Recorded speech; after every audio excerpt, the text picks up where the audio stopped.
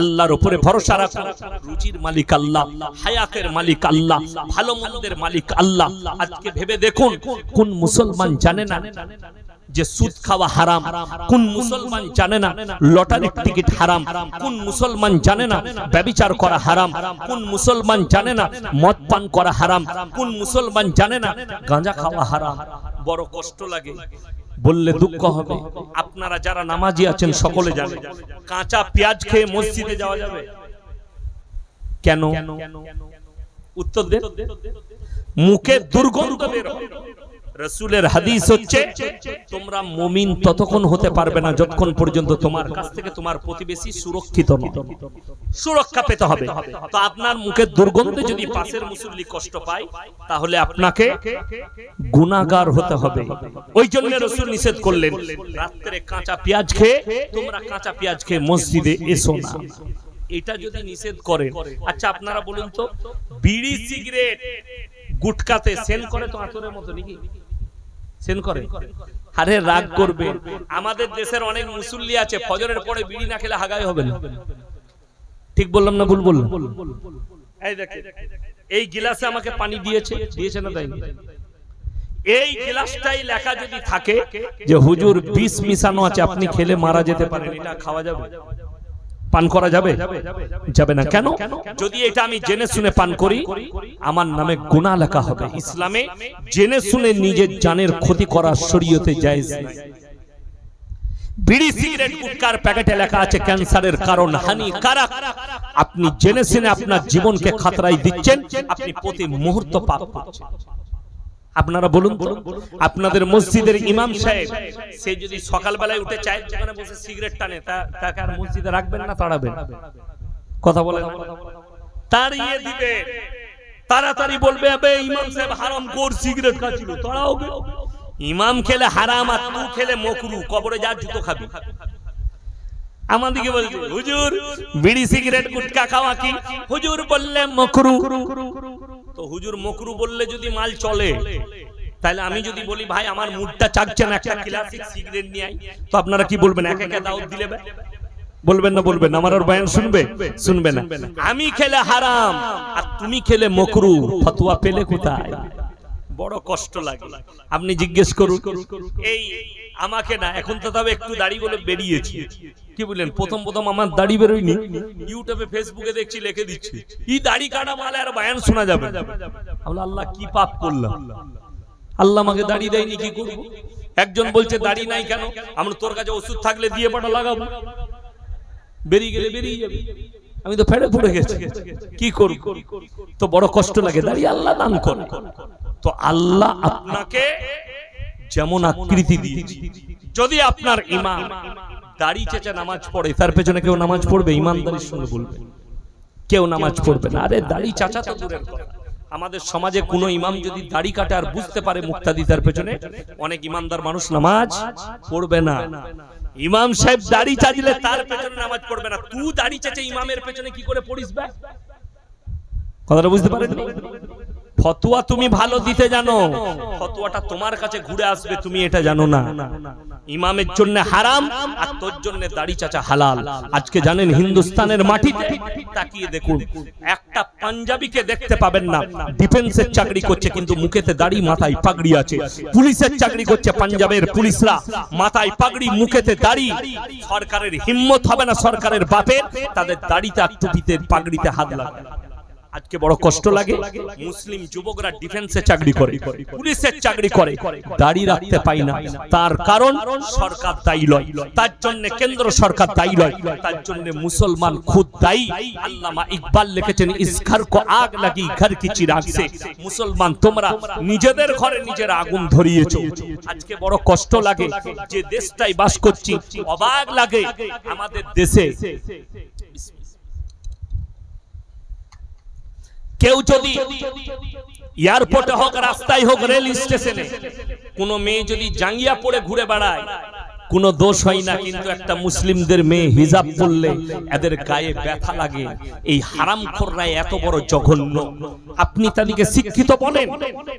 কয়েক সপ্তাহ আগে দেখলাম কলকাতার টালিগঞ্জে ল কলেজ নাকি আছে, সেখানকার একজন হিজাব পরিহিতা একজন শিক্ষিকা তাকে হিজাবের জন্য বহিষ্কার করেছিল, চাপেতে আবার ফেরত নিয়েছি। আমি তার কর্তৃপক্ষকে বলবো, তুমি কি পা দেখতে ভালোবাসো, তুমি কি নারীদের জান দেখতে ভালোবাসো, তাহলে তোমার থেকে বড় জিনাখোর পৃথিবীতে কেউ নাই, তোমার থেকে বড় হারামখোর পৃথিবীতে কেউ নেই।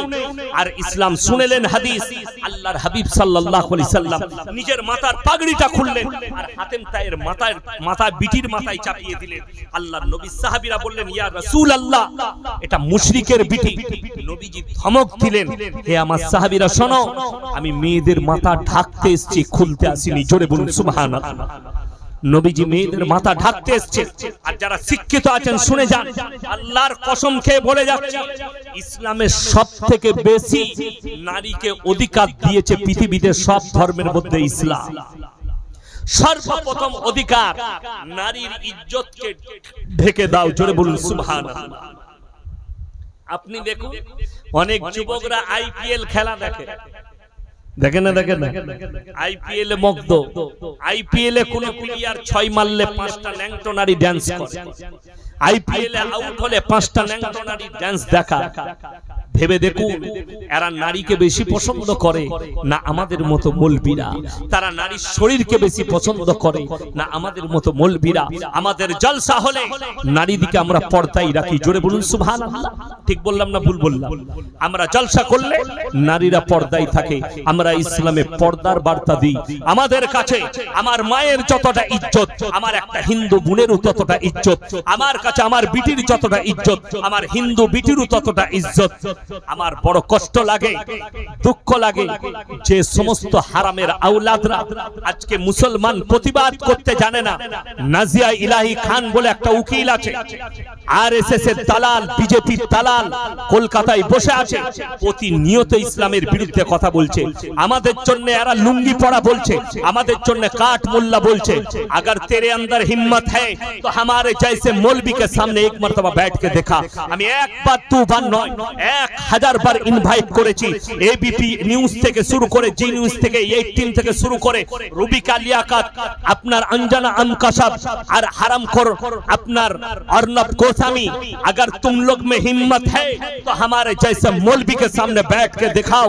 हम दिखा देंगे इस्लाम किसको कहते हैं, कुरान किसे कहते हैं, दीन किसे कहते हैं, हमारे रसूल के अखलाक क्या है, हमारा दीन क्या है, इस्लाम क्या सिखाया, ये हम तुम्हें सिखाएंगे।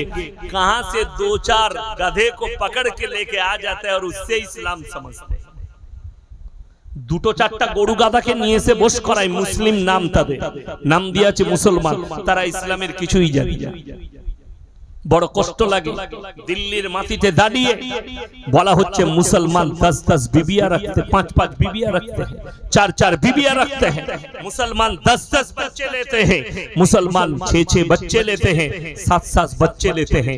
আর আমাদের দেশের কিছু শিক্ষিত মুসলমান আছে, গরু আর গাধা, তারা মনে মনে করে এই মৌলবীদের তো কোনো লাইসেন্স নাই, মৌলবীরা 4টা-5টা করে বাচ্চা নেয়, আমরা 4টা-5টা করলে আমাদের হয়, তোদের হবে না। কথাটা বুঝতে পারেন? তোর হবে না, তোর ইঞ্জিনে মাল শেষ। কেন? তুই জিনা করে করে শেষ করে দিয়েছিস। আল্লাহ আমাদেরকে জিনার তৌফিক দেয়নি, হালাল সম্পর্ক। আমি বলেছি শোনো, এইরকম জুলুস বার করা হারাম। বাগনানের জলসায় একটা যুবক দাঁড়িয়ে বললে হাদিসের দলিল দিতে হবে, কোথায় লেখা আছে হারাম? আমি বললাম ভাই আমি জানি না। তাইলে আপনি হারাম বলছেন কেন? আমি বললাম শোনো, আজকে সবাই এশার নামাজ ক রাকাত পড়েছেন, ফরজ নামাজ ক রাকাত? এশার 4 রাকাত। আমি ইয়াসিন যদি বর্ধমান থেকে এসে বলে যাই কাল থেকে 6 রাকাত পড়বে, আপনারা কি চাইবেন? কথা বলেন না, কি চাইবেন? দলিল। আর আমি যদি বলি পড়া যাবে না, এরকম দলিল দেখা খুঁজে পাবেন আপনারা? একটা মৌলবি খুঁজে পাবে যে কোথায় লেখা আছে পড়া যাবে না? বড় কষ্ট লাগে। এই যে জায়গাটা জলসা হচ্ছে, এটা যদি আমার বাপের বলি, দলিল কে দিবে? আপনারা না আমি? কথা বলে না? আমি দেবো। যদি বলেন হুজুর দলিল দেখান, আর আমি যদি বলি আমার বাপের নয়, এরকম একটা দলিল বার কথা, আমাকে পাগলখানায় ভরবেন না? ভরবেন না মালটাকে? তো তুমি বলছো ডিজে বাজিয়ে ড্যান্স করে আমি মিলাদুন নবী পালন করব, তো দলিলটা তুমি দিবে। ইসলামী শরীয়তে গান বাজনা জায়েজ না না জায়েজ? কথা বলা না, জোরে বলুন না জায়েজ।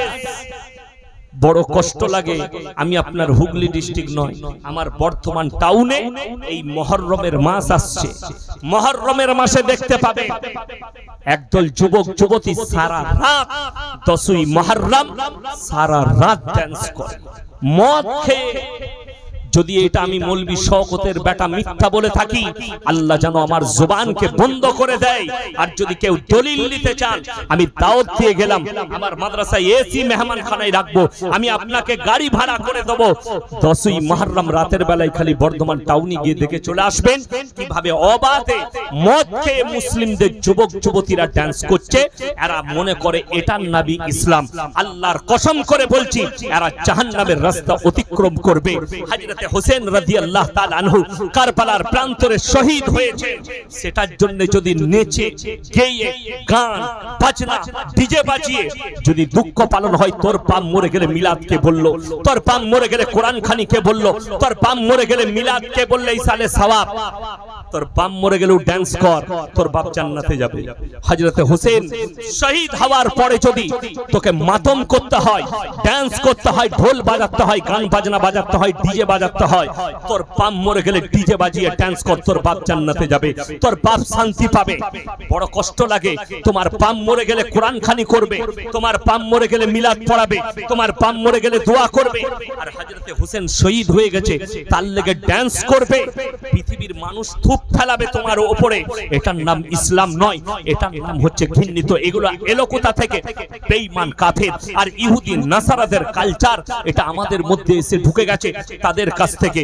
শুনেলেন কোরআনে আছে গায়রিল মাগযুবি আলাইহিম ওয়ালাদ-দাল্লিন। মাগযুব মানে ইহুদি আর দাল্লিন মানে নাসারা। এই দুটো দলই পদভ্রষ্ট, আর এদের যারা অনুসারী হবে তারাও পদভ্রষ্ট হবে। আজকে আপনারা বললেন গান বাজনা হারাম, আপনি ভাবতে পারেন, আপনার ফুরফুরার কথা বলছি না, চণ্ডীতলা থালার কথা বলছি না, হুগলি ডিস্ট্রিক্টের ব্যাপারে আমি জানি না, যেহেতু হুগলি ডিস্ট্রিক্টের আমি কোনো বিয়েতে অ্যাটেন্ড করিনি। আমার বর্ধমান জেলা, মুর্শিদাবাদে, বিভিন্ন আরো জেলায় আজকে মুসলিমদের বাড়িতে গান বাজনা হচ্ছে, ডান্স হচ্ছে। ঠিক বললাম না ভুল বললাম? ডিজে বাজাচ্ছে মুসলিমরা বিয়েতে, আর ওটাকে শরীয়ত মনে করেছে। আজকে বড় কষ্ট লাগে, হুগলি হাওড়াতে পাঞ্চিনি হয় বিয়েতে, হয় না? হয় না? কথা বলে পাঞ্চিনি হয় না? কোন মৌলবি যদি কোরআন হাদিস থেকে পাঞ্চিনি দেখিয়ে দেয়, আমি আর জীবনে হাওড়া জেলায় বক্তব্য দেবো না, হুগলিতে বক্তব্য দেবো না। নিয়ে আসুন, পাঞ্চিনিতে মেয়ের বাপের গলা টিপে দিচ্ছ, 200 লোক নিয়ে আসবে। আমাদের দেশের বড় লোকদের একটা ডিজাইন বেরিয়েছে, আমি পড়লুবো না, 1 টাকা লাগবে না, কিন্তু ওই পাঞ্চিনিতে 300 লোক নিয়ে হবে। তুই কেলানি খাবি না, তা কে খাবে? কথাটা বুঝতে পারে? মানে এইরকম করে নাকটা ধরবো না, ঘুরিয়ে ধরে তোর বীজ মারবো। হুজুররা বলেছে পণ লিয়া যাবে না, তাইলে পণ লুবো না, কিন্তু ওই দিকে তোর ঠিক বীজ মেরে দেবো। 300টা লোক আনবো না, হলে 400 খাওয়া তুই জমি বেচে। শুনে রেখে দেন, আল্লাহর নবীর সুন্নতটা আজ থেকে হাত তুলে বলুন তো, কে কে সুন্নত তরিকায় বিয়ে করবেন? যাদের হয় হাত তুলেন। যাদের বিয়ে হয়নি হাত তুলেন, সুন্নত তরিকায় বিয়ে করব, জোরে বলুন ইনশাআল্লাহ। ভয়ে কেউ হাত তুলছে না, খুব বিপদ। কি বুঝলেন? আল্লাহ ফেরে পড়বি। ভাই কান খুলে শুনেলেন, আপনি সর্ববেশি 10 জনের বেশি নিয়ে যেতে পারবেন না। 7 থেকে 10 জন বিবাহ করতে যাবেন। ওলিমা করা হচ্ছে, ওলিমা খাওয়ানো হচ্ছে সুন্নত, জোরে বলুন সুবহানাল্লাহ। ওলিমা খাওয়ানো সুন্নত। ইসলামে লগ্ন নেই, ইসলামে আপনার পাঞ্চিনি নেই, ইসলামে আপনার বিবাহ বার্ষিক নেই, ইসলামে আছে সুন্নত তরিকায় বিয়ে। নিকাহ কোথায় হবে? প্যান্ডেলে লয়। হাদিস খুলে দেখলেন, রাসূল আকরাম সাল্লাল্লাহু আলাইহি সাল্লামের জামানায় মসজিদের ভেতরে নিকাহ হয়েছে, জোরে বলুন সুবহানাল্লাহ। যার কারণে কোনো বর্বরতা ছিল না, কোনো নোংরামি ছিল না। আমার এক ছাত্রের বিয়ে দিতে যাচ্ছি, আমি কিন্তু শর্ত রেখেছিলাম যে মসজিদের ভেতরে নিকাহ পড়াবো, তবে আমি আছি। বলে হুজুর আপনি যা করবেন। রাস্তায় যেতে যেতে মেয়ে ছেলেদের বাজারে দাঁড়িয়েছে, আমরা গাড়িটা দাঁড় করা, কি করছে? এরকম বড় বড় 2টো ডাব কিনলাম। ডাবগুলো কি ব্যাপার? বলছে মেয়ের মা আর বাপ বিয়ে না পড়ানো পর্যন্ত কিছু খেতে পাবে না, বিয়ে পড়িয়ে এটা খাবে। এমন কোথায় পেলিবে হাদিসে? ও নিজেই জানেন। আমরা ডাবগুলো আমার গাড়িতে দে, এসি আছে একটু ঠান্ডা হয়ে যাবে, তো আমার গাড়িতে দিল। আমি আমার ম্যানেজারকে বললাম ভেতর দিকে ঢুকে গিয়ে স্কুল ড্রাইভারটা নিয়ে আয়, ফুটো কর দে মাল আমাকে। আমি চালিয়ে দিলাম। ওরা বিয়ে পড়ানোর পরে খুঁজে বেড়াচ্ছে ডাব দুটো কোথায়, ডাবে পানি থাকলে তো খাবে। ও তো আমি চালিয়ে দিয়েছি দুটো। তো বলে হুজুর পানিগুলো আমরা খেয়ে নিয়েছি, ওদিকে কলের পানি খাওয়া। এর থেকে বড় জিহালাত আর কি আছে? এর থেকে বড় জিহালাত আর কিছু নেই। আপনি দেখুন হাদিস জানা আছে। আজকে আমরা জানি না পর্দা কাকে বলে। আমরা মনে করেছি বোরকা মানে পর্দা। কে বললে তোমাকে বোরকা মানে পর্দা? বোরকাটাই পর্দা নয়। বোরকা হচ্ছে সালিম পোশাক, যেটার দ্বারা শরীর ঢাকা যায়। প্রয়োজনে যদি বাইরে যেতে হয়, প্রয়োজনে বাইরে যেতে হয়। এখন তো মোবাইলের মুক্তি বেরিয়েছে, মোবাইল মুক্তি আপনারা জানেন। ও কিতাব পড়া লাগবে না, ও মোবাইলে মুক্তি হয়েছে। দিয়ে বউকে নিয়ে ফুচকা খাওয়াতে যাচ্ছে, বোরকা পড়ে ফুচকা, বোরকা পড়ে রেস্টুরেন্ট। তোর বার করবে যা কবুল। কে বললো বোরকা পরিয়ে বউকে নিয়ে রেস্টুরেন্টে খেতে যাওয়া যায়? যাচ্ছে আমি বলবো না। যদি বলেন হুজুর আপনি কি করে জানলেন? আমি জলসা করলে মাঝে মাঝে এসে সেরে পাঞ্জাবে দাঁড়াই, চা খাই কোলাঘাটে। কত মালকে দেখেছি বউকে নিয়ে রাত 1টার সময় হোটেলে খাচ্ছে বোরকা পরিয়ে নিয়ে। আমার বউ জান্নাতি। জান্নাত কোথা পাবি বে? ঝাঁটা খাবি, কবরে যা। পর্দা ওটা। শুনে দেন হাদিস, 3টে কারণ ছাড়া মেয়েরা বাড়ির বাইরে যেতে পাবে না। জোরে বলুন সুবহানাল্লাহ। 3টে কারণ ছাড়া। 1 নম্বর, যদি কাছের আত্মীয় কেউ মারা যায়।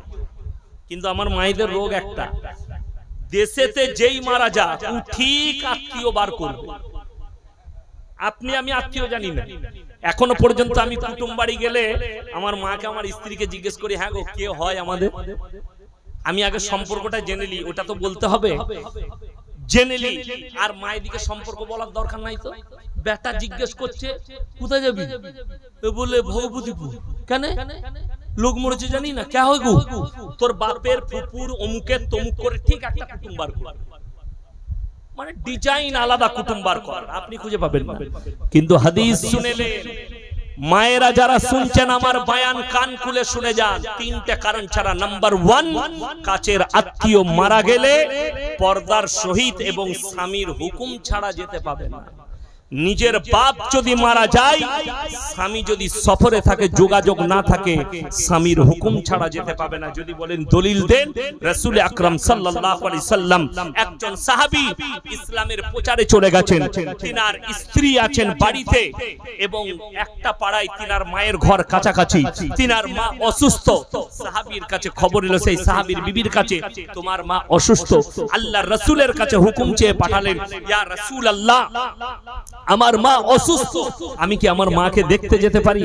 খুব ভালো করে শুনবেন, মায়েরা শুনবেন হাদিসটা ভালো করে। আমি কি আমার মাকে দেখতে যেতে পারি? রাসূল আকরাম সাল্লাল্লাহু আলাইহি সাল্লাম বললেন, আমার ওই সাহাবীর বিবিকে বলে দাও তোমার স্বামী সফরে আছে, স্বামীর হুকুম ছাড়া তুমি পায়ের নখটা বের করতে পারবে না বাড়ি থেকে। তিনি আর গেলেন না নিজের মাকে দেখতে। কিছুদিন পরে খবর এলো তোমার মা যেন মরণাপন্ন অবস্থায়। আবার রাসূলের কাছে খবর পাঠালেন, ইয়া রাসূলুল্লাহ আমার মা মরণাপন্ন অবস্থায় আছে, আমি কি এরপরও একটু দেখতে যেতে পারি? আল্লাহর হাবিব বললেন, তুমি তোমার পায়ের নখটা পর্যন্ত বের করতে পারো না স্বামীর হুকুম ছাড়া। আবার গেলেন না। কিছুদিন পরে খবর এলো, ইয়া রাসূলুল্লাহ হে সাহাবীর বিবি তোমার মা ইন্তেকাল করেছে। বিবির চোখ দিয়ে পানি। রাসূলের কাছে হুকুম চাইতে পাঠালেন, ইয়া রাসূলুল্লাহ আমার মা ইন্তেকাল করেছে, এরপরও কি শেষবারের মতো আমার মুখটা একবার মায়ের মুখটা দেখতে পাবো না? আল্লাহর নবী হুকুম দিলেন, সাহাবীর বিবিকে বলে দাও তোমার স্বামী সফরে আছে, স্বামীর হুকুম ছাড়া পায়ের নখটা তুমি বের করতে পাবে না। সেই সাহাবীর বিবি গেলেন না। জানাজা হয়ে গেল, দাফন কাফন হয়ে গেল। আল্লাহর রাসূল খবর পাঠালেন, আমার ওই সাহাবীর বিবিকে খবর দাও, তুমি এতটাই ভাগ্যবতী, তোমার স্বামীর হুকুম পালন করার কারণে আল্লাহ তোমার মাকে ক্ষমা করে জান্নাতি করেছেন। জোরে বলুন সুবহানাল্লাহ। আমার মা আপনি স্বামীর ফরমাবরদারি করুন। কোরআনে আছে তোমার স্ত্রীকে তোমার জন্য খেতিবাড়ি করা হলো, আপনার জন্য খেতিবাড়ি আপনার স্ত্রীকে আপনি পরিচালনা করবেন, তার প্রয়োজন আপনি মিটাবেন। কোন মেয়ে বাজারে যাওয়া মেয়েদের জন্য হারাম। দ্বিতীয় নম্বর কারণ যেতে পাবে যদি শরীর গুরুতর অবস্থা হয়, অসুস্থ হয়, ডাক্তারের কাছে পর্দার সহিত যেতে পাবে। নম্বর 3 যদি হজ ফরজ হয় হজ করতে যেতে পাবে। যদি স্বামী না থাকে যার সঙ্গে বিবাহ হারাম তার সঙ্গে হজ করতে যেতে পাবে। এই 3টে কারণ ছাড়া তৃতীয় কারণ হাদিসে আসেনি। এরপর আপনারা প্রশ্ন করবেন যে মেয়েরা চাকরি করছে সে ফতোয়া কোথায় নেবে জানি না, কিন্তু আমার কাছে পার্সোনাল ফতোয়া নিলে মেয়েদের জন্য বাড়ি থেকে বের হওয়া হারাম। মেয়েদের জন্য যে জায়গায় ছেলে মেয়ে একসাথে চাকরি করে সেই জায়গায় মেয়েদের চাকরি করা হারাম। যে জায়গায় ছেলে মেয়ে একসাথে পড়াশোনা করে সেখানে মেয়েদের পড়াশোনা করা হারাম। এইটা আপনার শরীয়ত। আল্লাহ নবী সাহাবী যেদিন থেকে রাসূলের কাছে পর্দা ফরজ করা হয়েছে, রওয়ায়েতে আছে আল্লাহ নবীর বিবি হোক কিংবা সাহাবীদের বিবি, তাদের একটা পায়ের নখ পর্যন্ত পৃথিবীর আর কেউ দেখতে পায়নি। জোরে বলুন সুবহানাল্লাহ। যেদিন থেকে পর্দা ফরজ হয়েছে তার আগে কি ছিল সেটা আলাদা। ওই জন্য বাংলাদেশে একটা দল বেরিয়েছে, তার নাম হচ্ছে হিজবুত তৌহিদ। তাদের ইমামের নাম হচ্ছে সেলিম, হারামখোর মাতাল। সে একটা দল বার করেছে, হিজবুত তৌহিদ নাম দিয়েছে। তো তাদের কাছে মেয়েরাও ইমামতি করতে পাবে। একবার দেখছি একটা মেয়ে ইমামতি করছে আর ওই হারামখোররা পেছনে নামাজ পড়ছে, বেটা ছেলে। আমি মনে মনে করলাম এদের খালি কত সুন্দর নামাজ হবে। বলুন বলুন বলুন। এই রমজান মাসে আমাকে একজন ফোন করেছিল যে হুজুর একটা 18 বছরের ছেলে তারাবি শোনাচ্ছে, মেয়েরা তার পেছনে তারাবি পড়ছে। বলে এক জুনহারও নামাজ হবে না, সবাই কেলানি খাবে কবে। আর সে হারামকে তো আগে মার খাবে যে তারাবি শোনাচ্ছে। যদি বলেন হুজুর 18 বছর মানে নাবালক, তুমি তো গরু। কে বললে 18 বছর মানে নাবালক? সরকার রুলস করেছে বিবাহে, তোমার শরীয়ত জানা নাই, সায়েন্স জানা নাই। একটা ছেলে যখন ছেলে কিংবা মেয়ে 9 বছর পার করে তখন বালিগান করিবা, বালিগ হব হয়। যখন সেই ছেলেটা 12 বছরে পা দেয়, ছেলে কিংবা মেয়ে, তারা বাচ্চা ধারণ করার ক্ষমতা নিয়ে চলে আসে। তার মানে 12 বছরে পূর্ণাঙ্গ বালিগ। এটা শরীয়তও বলছে, সায়েন্সও বলছে। সরকার আইন করেছে 18 বছর না হলে বিয়ে দেওয়া যাবে না। যদি 18 বছরের কোনো যুবক হয়, হাফেজ হয়, তার পেছনে মেয়েরা তারাবি পড়ে, সারাসার জায়েজ নেই। নামাজ কি করে হবে? সে 18 বছরের ছেলে, সে পূর্ণাঙ্গ যুবক, যৌবন আছে তার মধ্যে।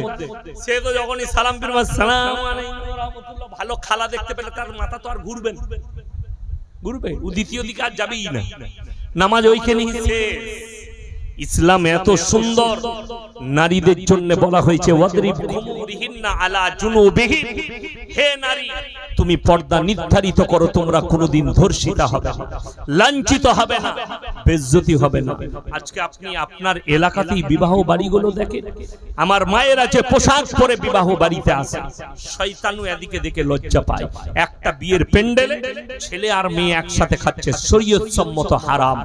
তুমি অলিবা খাওয়াও, 10টা লোককে খাওয়াবার ওয়াকাত থাকলে খাওয়াও, 50টা লোককে খাওয়াও, 100টা খাওয়াও।